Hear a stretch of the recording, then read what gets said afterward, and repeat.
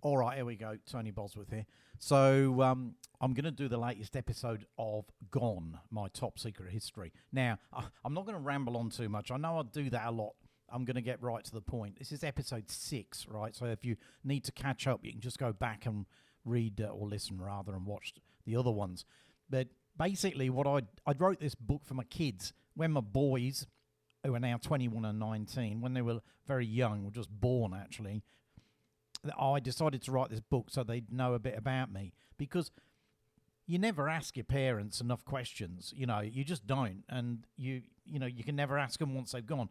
I'm not intending to go anywhere soon, but I thought I'd take the opportunity and get it done. So I wrote a book, as I do, called Gone, and it never got published, but I published it myself in the end, and I've got a few copies of it, but definitely what I want them to do is be able to have access to this. We live in a digital age. Anyway, let's carry on. So, left school at 18, and then I've been through all that before. Then what happened was I decided I was going to be a journalist, and it was mainly because I was quite good at English, and I couldn't think of anything else to do.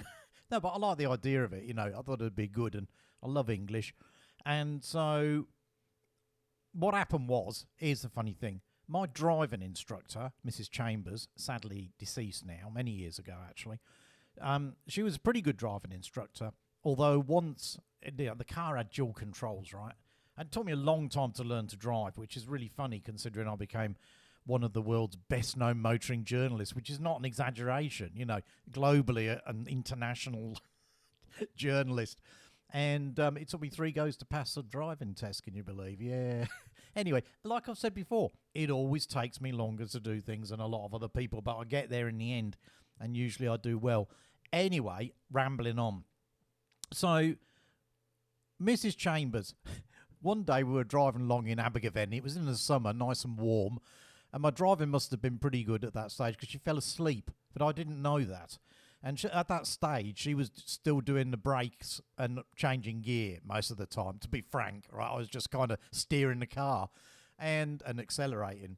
And I didn't realise, and we came to a junction and we went straight across the road and banged up on the curb the other side and going towards a wall. I woke her up, I tell you. She never went to sleep again when she was with me, teaching me to drive.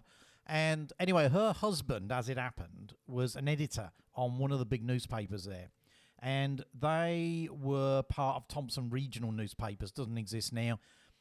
And he recommended me for a place on a course, which was a 6-month course. Now, these courses normally in Britain were a year, but this one was 6 months, but also you got paid to be on it, right? You got salary.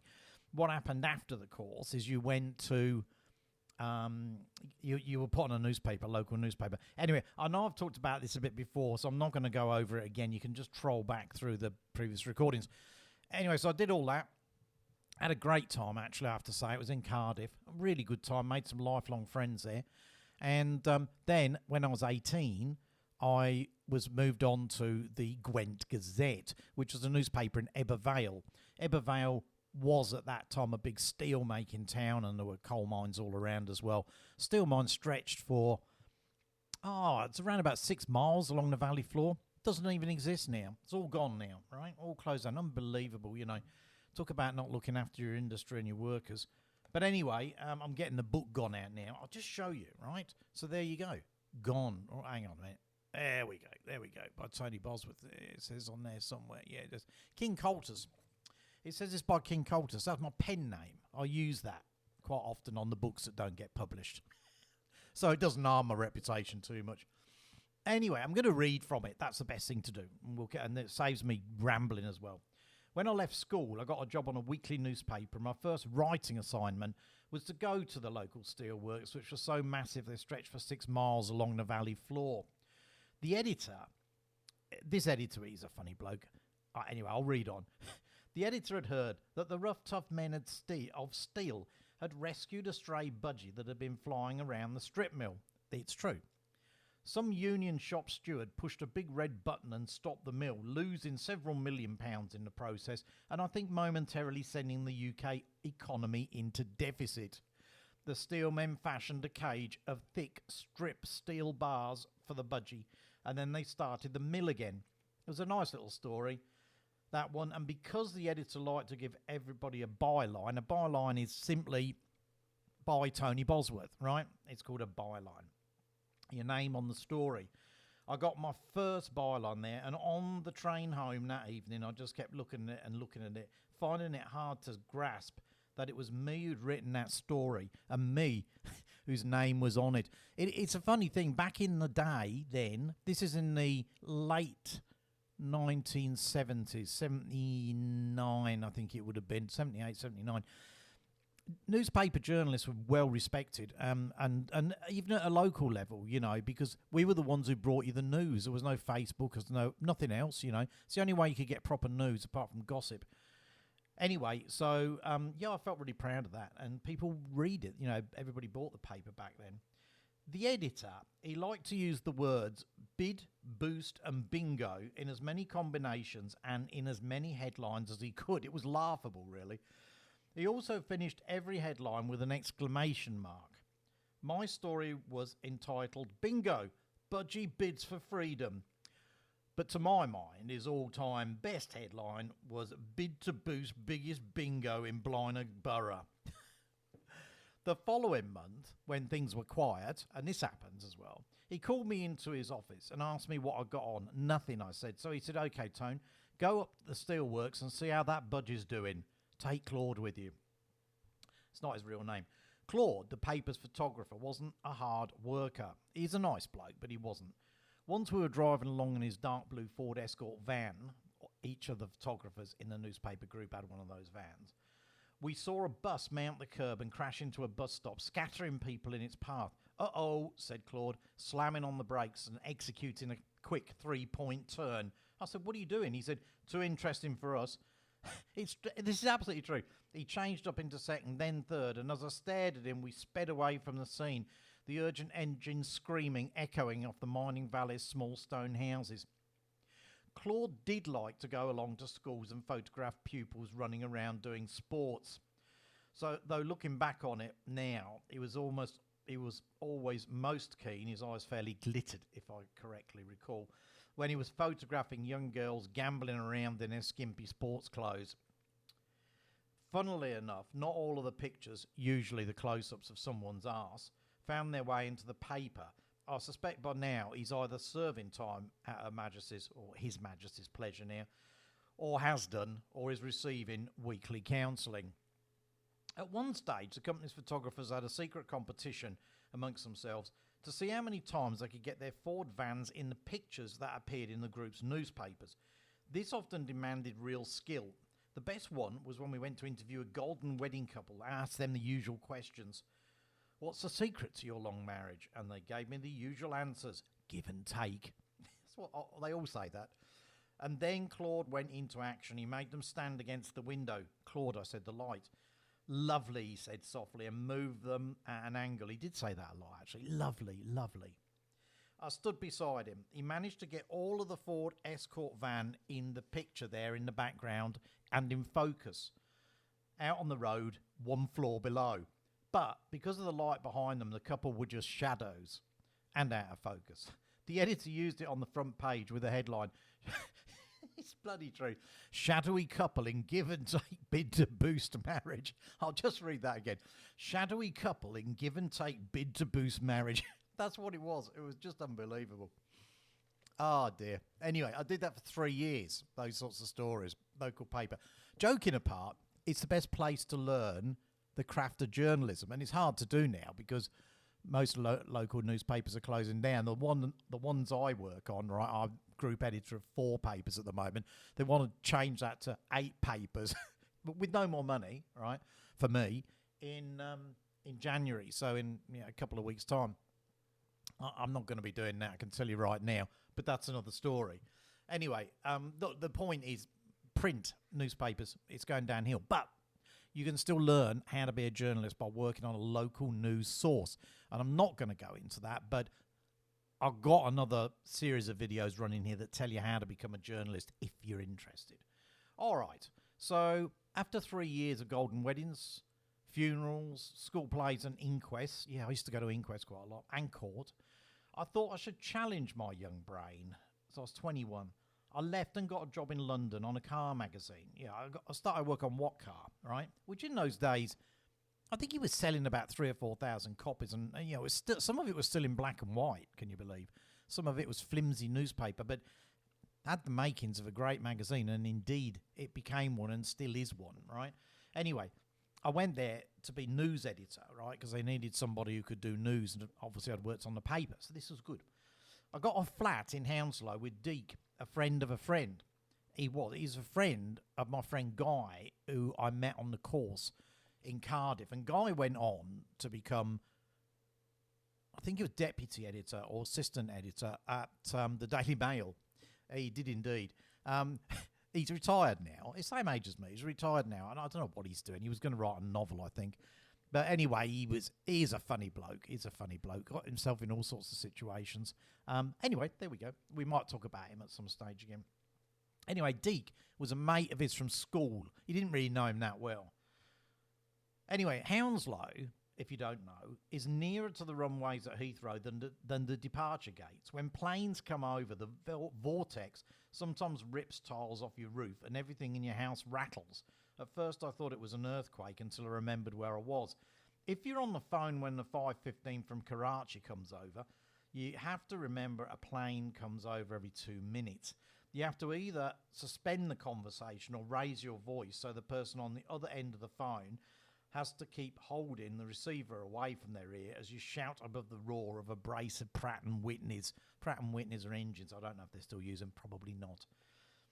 If you're a plane watcher, living in Hounslow's a dream come true. The ultimate location. If you're deaf, it can't be that bad either, though you'd have to be wondering why all those roof tiles keep coming off. But if you're a sane person, Hounslow is one of the worst places to live in Christendom. Anyway, you soon get used to it. At that time, Concorde was still flying, and my God, when that used to come in, you could hear that from a long, long way off, right? And you'd know it was coming. It was ridiculous. It was so loud. The good thing is, when it actually came over the house, it did it real quick, even though it was coming into land. But what a business, but honestly, so loud, all the planes there. After a while, like anything, I suppose, you kind of forgot about it, just got on with things. Anyway, Deke, he was a nutter, right? He was a flight controller, and well, actually, no, that's not strictly true. I've got that down here. What he worked for Pan Am, which doesn't exist anymore, the American Airlines, and he was a person who used to make sure that the planes had got the right amount of fuel on for the number of people that were going, and you know, all the weight of the plane and all that stuff. He had to do that, right? But he really was a bit of a nutter. When I arrived the first day, because I'd never met him before, right? You know, Guy said, hey, listen, I got this mate. He needs somebody to share his flat. I arrived there, as I say here, all naive from the country. I was very naive back then. 2 policemen were in the flat questioning him about a man he'd found stabbed outside the corner shop just round the corner. The man later died in hospital. When I mentioned this to my friend Guy in the local pub, he looked into his beer before looking up at me with a frown. You know, Deke spent time inside for knifing a guy in the army, don't you? He said. Right, so that got me a bit suspicious. One day, I heard on the radio that a plane had landed, chopping off the tail fin of a plane already on the ground, taxiing for takeoff. When I got home, I mentioned it to Deke, and he said, I told that stupid bloody American to move his bloody plane. I told the Inquirer, and I'm telling you, he would not listen. Whenever Meryl Streep came on the TV, Deke could start cheering, actually cheering, really cheering, right? He loved her, like he was at a live concert or something. And if there was a snake on the TV, this is so true, he'd vomit there and then on the carpet. First time I saw her, I thought, what the hell are you doing? And the second thought was, are you going to clean it up?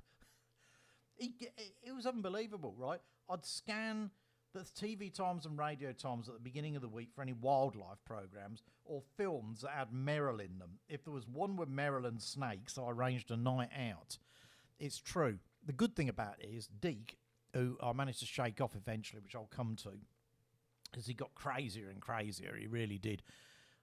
The good thing about it is he's never going to come to Australia if he reads anything about the snakes here, because we have most of the deadly snakes in the world are here. Where we live, up in the Hawkesbury, right? Excuse me, hang on.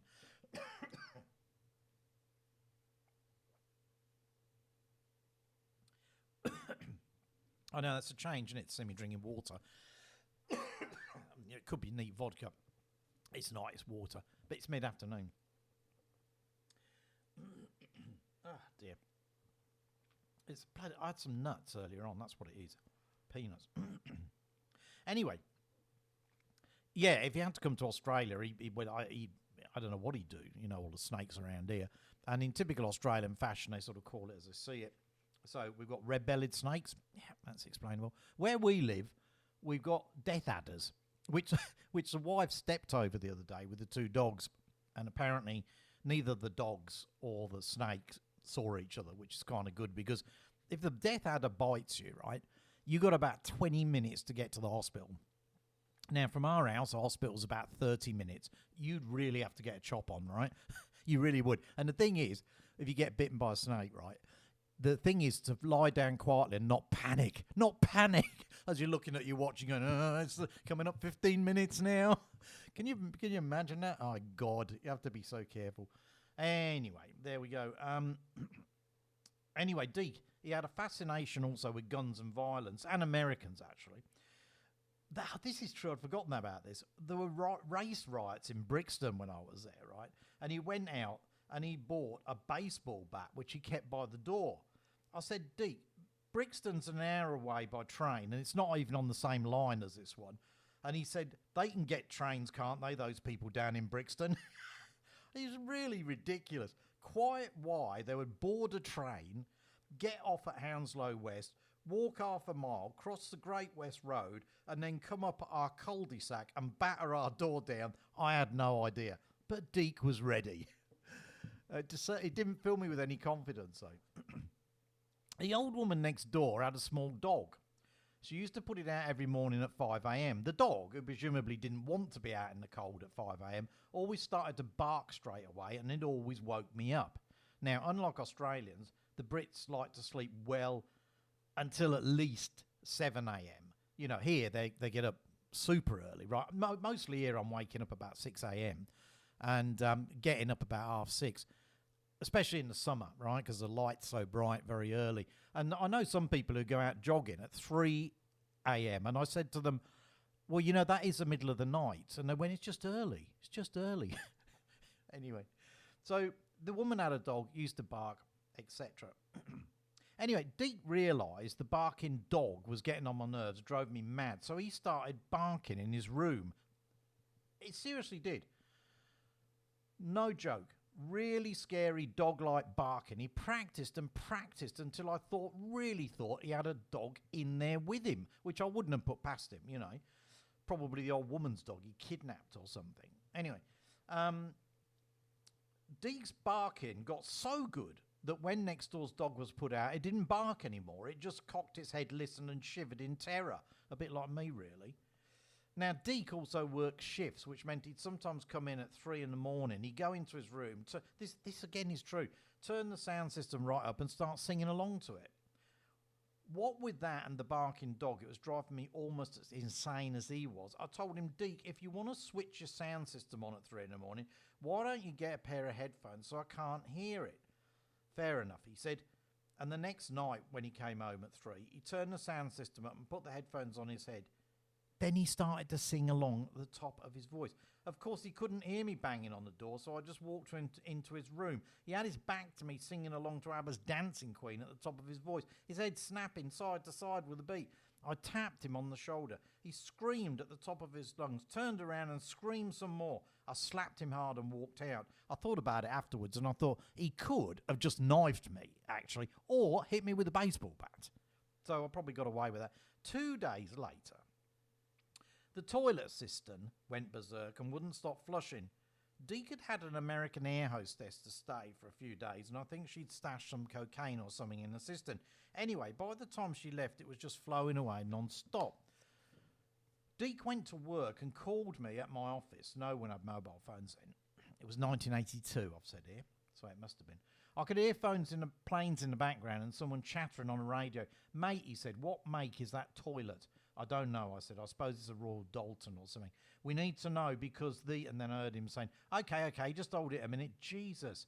And then he was back on. Those bloody captains. Give them a 747 and they think they're God. Deke, don't you think you should attend to the plane? We can discuss the toilet system later. Nah, we've got to get it figured out. The carpet will get soaked. I could hear the captain of the jumbo shouting in the background.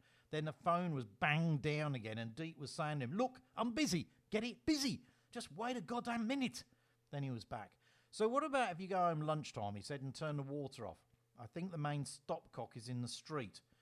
Before I could say anything else, I hear screaming in the background, and then Deke is banging the phone down again and screaming back at the pilot. I put the phone in its cradle and cut him off. Somewhere in the skies above Heathrow, a Boeing 747 with 300 people on board was circling, running low on fuel, waiting for Deke to sort out a leaking toilet system in Hounslow. All right, that'll do, because I've got the 20 minutes. We'll continue with the story very soon, because I've got to get back on this little pony. All right, thank you for listening.